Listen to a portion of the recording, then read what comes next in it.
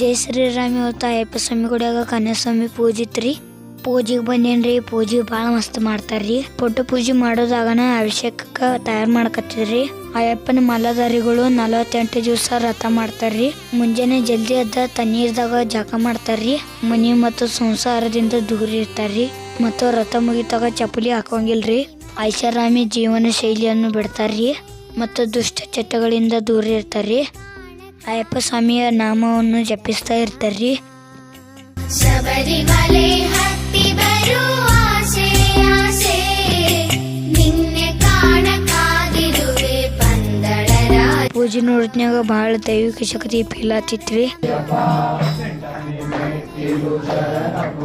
ಇರುಮುಡಿ ಹೊತ್ತು ಶಬರಿಮಲೆಗೆ ಹೋಗಿ 18 ಮೆಟ್ಟಿಲುಗಳನ್ನು ಹತ್ತಿ ಅಯ್ಯಪ್ಪ ಸ್ವಾಮಿ ದರ್ಶನ ತಗೊಂಡ್ಬೇಕ. ಮಾಲಾಧಾರಿಗಳ ವ್ರತ ಪೂರ್ಣಗೊತ್ತಿತ್ರಿ.